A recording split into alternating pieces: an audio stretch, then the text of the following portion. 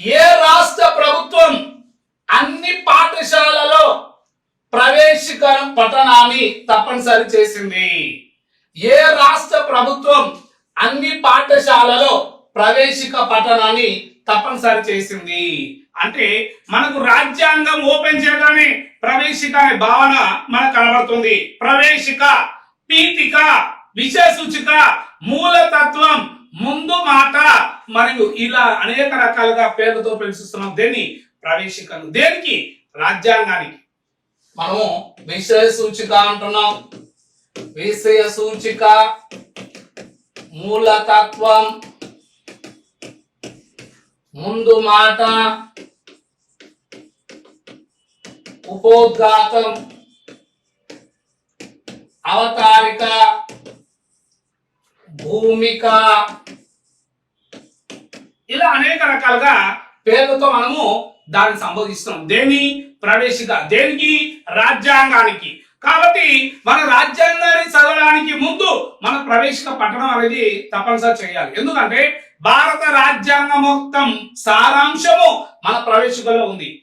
మన రాజ్యాంగం మొత్తం చదవని అవసరం లేదు. జస్ట్ ఓన్లీ నువ్వు ప్రవేశికలో ఉన్నటువంటి కాన్సెప్ట్ నీకు అర్థమైతే భారత రాజ్యాంగ విస్తారం నీకు అర్థమైపోతుంది.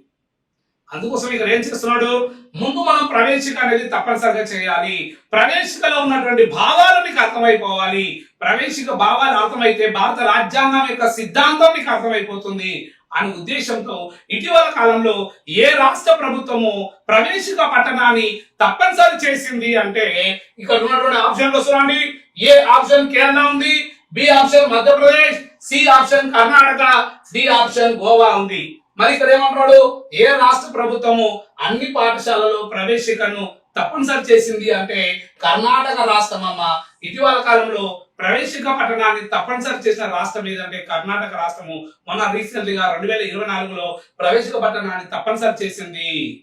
అది కర్ణాటక రాష్ట్రం. దీనివల్ల నీకు ఏమర్థమవుతుందంటే ఒక కర్ణాటక రాష్ట్రంలో అమలు చేయడం వల్ల దాని భావాలు అనేవి ఆ భావన ఈ దేశవ్యాప్తంగా విస్తరణ జరుగుతుంది. దీని ద్వారా ఏమవుతుందంటే భారత రాజ్యాంగం అనేది ప్రతి ఒక్కరికి ఏముంది, ఏ విధంగా ఉంది, మనం ఏ విధంగా ఉండాలి, ఏ విధంగా ఉండకూడదు అనే కాన్సెప్ట్ అనేది దేశవ్యాప్తంగా విస్తరణ చేయడానికి ఒక రకంగా చెప్పాలంటే కర్ణాటక ముందడుగు వేసిందని చెప్పవచ్చు.